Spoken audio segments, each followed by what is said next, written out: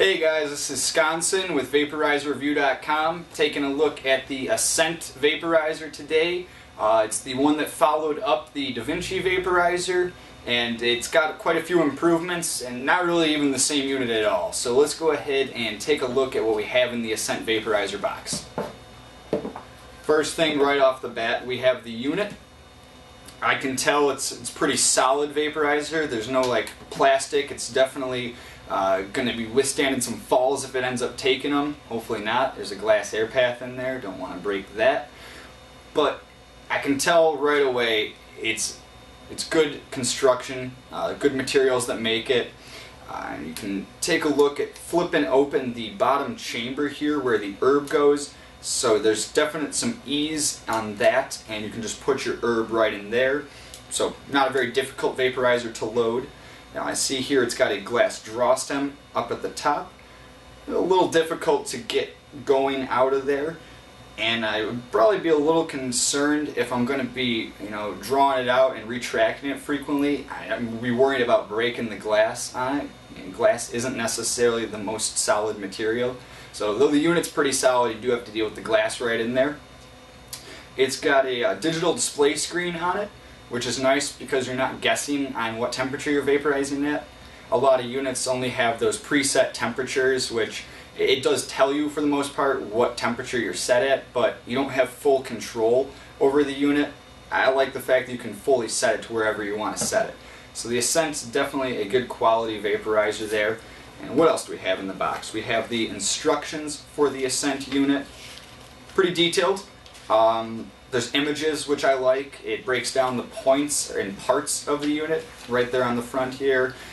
Just informative. On a lot of vaporizers, the manual is not that reliable, so it's nice to see one that has full information on the operation of the units and what you're actually capable of doing with it, because there's a lot of cool things that the Ascent is able to do. Got a sticker, a little pouch. I'm assuming for the vaporizer itself, it's about that size. Charger, absolutely necessary. Can't use it without it. It's got a little, some accoutrement that comes with it. Accoutrement? Some additional accessories, so that way you can replace things without really having to go out and buy stuff right away. You got your little reset right off the bat. And over here we have some replacement glass. And like I said, you're probably going to end up breaking the glass at some point in time. It looks like the manufacturer is aware of that, so they already included not only the air path for it, but the draw stem that is retractable.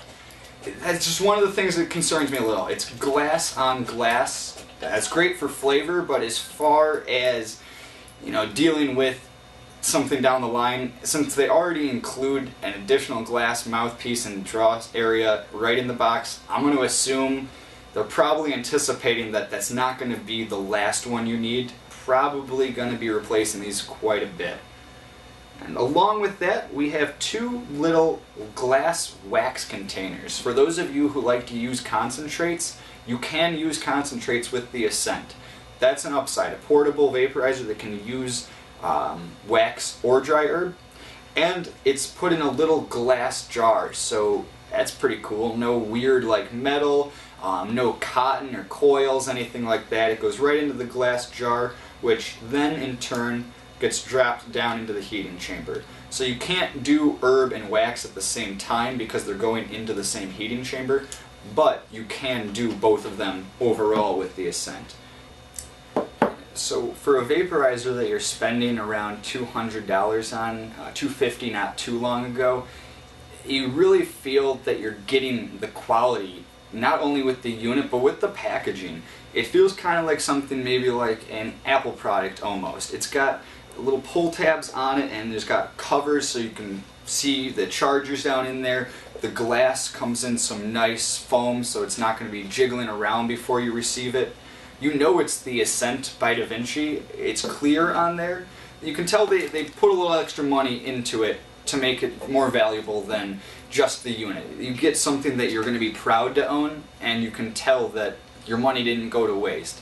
Some companies out there like Riser, they make a good product, but in a plain brown box, you might get shoved back to the back of the shelf, whereas something like this, you're figuring you're going to find it on a shelf at Best Buy. It's something that could one day be seen in stores and be marketed, and someone's going to see this and they're going to think, man, yeah, I'm going to spend the money on that. Alright, so we've gone ahead and gotten everything out of the box. Let's go into the operation of the Ascent. You're going to turn it on. It's got this little button up near the mouthpiece, right where the glass mouthpiece is. Just hold it down. There you go. It takes a second. I hold it down. There it is. Ascent, DaVinci, boom. It's got the temperature set. It looks like we were around 400. I'm going to drop it down a little bit here. So you can control each individual level of temperature. It doesn't jump by 10s, 20s, and they're not preset temps. You can control it down to the individual degree. I'm going to set it at 379. I like 379. We're going to go there. Alright, it's already up to about 250 degrees, so it's moving pretty quick. Now comes me trying to get the draw stem out and ready for use. If you don't have long fingernails, I myself do not, it can be a little bit of a pain in the butt to get it free and up there. There's a little lip on it, so you can catch it.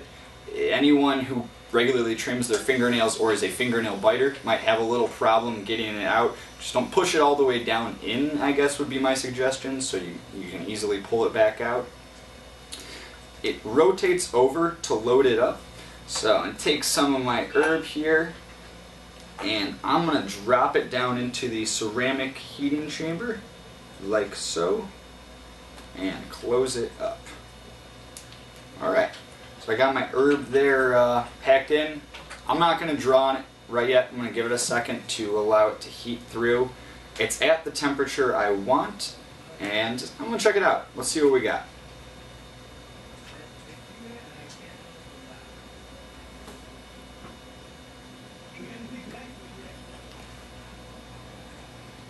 Nothing yet.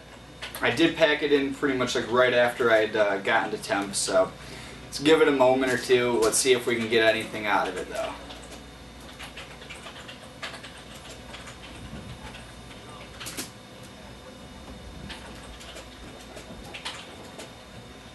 Still a little wispy there. Let me see. I'm still maintaining the heat it's saying. It's already at 378 where I set it. Maybe I need to kick it up a little bit higher.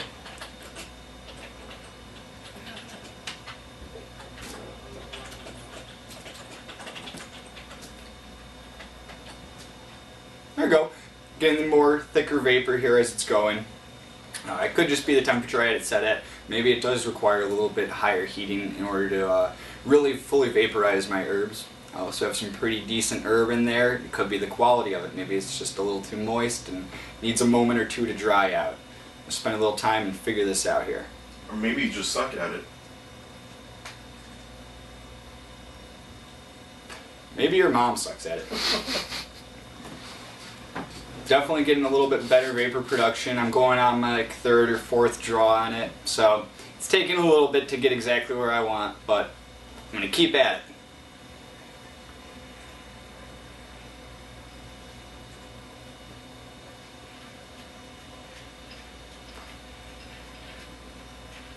There we go. Definitely getting thicker vapor now. Might have been a patience issue. I just hadn't really gotten to temperature yet, so when you first load the herb in, even if it's already hit your set temp, give it a little bit of time. You know, I would say from just experience right now, about 60 seconds, maybe a minute and a half before you even really consider drawing on it. But let's keep trying it.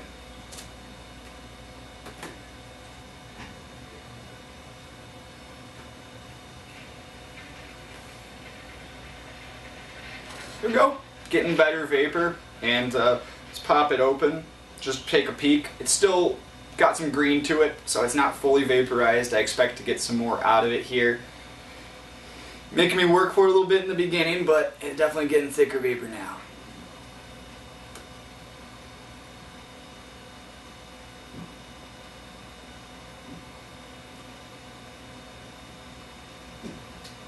Yep, as you can see, on the thicker side of the cloud spectrum now.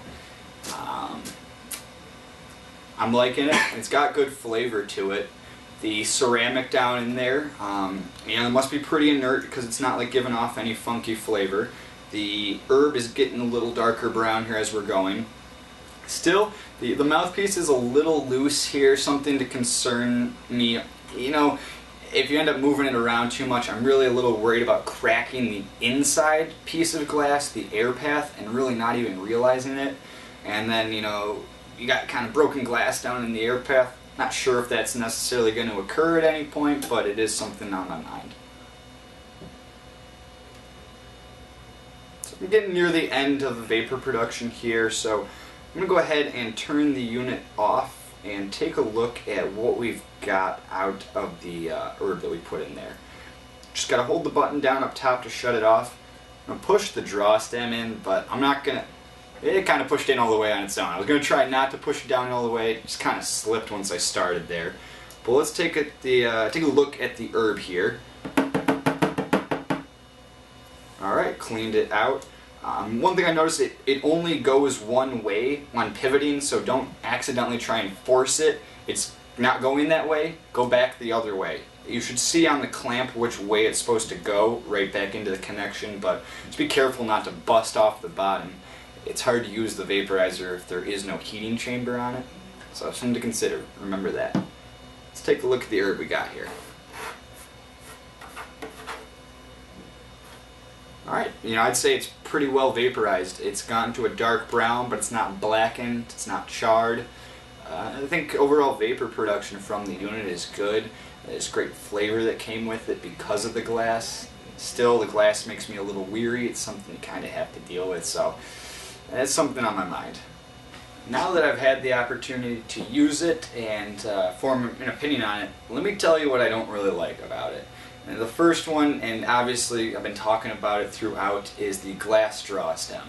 A couple things. It is the fact that it's a little difficult to pull out.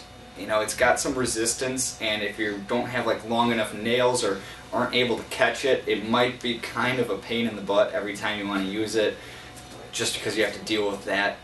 Now, another thing I found also when just trying to empty out the herb, you kind of have to turn it, you tap it, it's a little bit weird. There is a little tool that comes in the unit here as well, so I suppose you could use this little metal pick to kind of clean it out. It's just a little awkward to try and empty the herb out. And then, like most vaporizers, or a lot of them, there is a good amount of time in between when it hits the set temperature and from when it's actually ready to vaporize. So though I hit 389, maybe it was because I packed my herbs in after I had already hit, or after I was already trying to get to temp. Maybe I should pack it in right as I'm starting, but I just noticed it took a little bit to go from on, packed, and vaping. There was a little downtime in there, and the first few draws, though they tasted good, there was no actual vapor. So let's talk about, some of the things that I do like about it. First off was my negative, and that'd be the draw stem. I like the fact that it has a glass draw stem for the flavor. Though difficult to pull in and out at times, it does retract down into the vaporizer, unlike, say, the Solo or Air from a riser, which is a separate glass piece. So if you want to take it on the go, you can just push this one down into the unit and this is it. With the Solo or Air, you got a separate glass piece you're putting in your pocket. Those could be jangling around together. It ends up broken, so when you go to use it, you can't. I like that as well. I like that you can just go ahead and put it down into the unit. That's nice. What's really cool is the full-on temperature control. You don't have 1, 2, 7 preset temperatures. You have the full range. You can go degree by degree to where you want to go and really hone in for the vapor production that you want. If you want to go lighter all the way up to really hot, thick vapor, it's possible on this. It can also be used with wax, which is an upside to it. A lot of portables only are dry herb, only are concentrates. This one is a little more versatile in that sense. Dry herb and wax. They go into the same chamber, though the wax goes into a glass container, so you can't do them simultaneously. You can do them separately, so it's nice to have a little bit of options when it comes to the portable vaporizer you have. So overall, I would say in this price range of around $200 to $250, This is definitely one of the stronger contenders in that range. It's got the glass draw stem, nice air path in that sense. Really cool packaging. You don't feel like you're paying a lot and getting a little. It definitely kind of encompasses the whole unit and package as well. It's got value to it. The vapor can take a little bit of time before it's ready to start producing, but you can control it to any degree you want. So it's got capabilities that some other units might not have, and that kind of puts it ahead of others in that price range. Now, that is on the higher side of the price range for some units for people, $200 to $250, but if that is the price range in which you are thinking, I would suggest taking a look at the Ascent. You've got the air path that goes down into the unit, so if it's going to be something you're taking out on the go a lot, take a look. I like it quite a bit. And if you want to check out the links below, you can see where I purchased it, as well as some other locations that you can find it at. And if you have any questions for me, of course, leave them down in the comments and I'll go ahead and get back to you. Alright, cheers guys.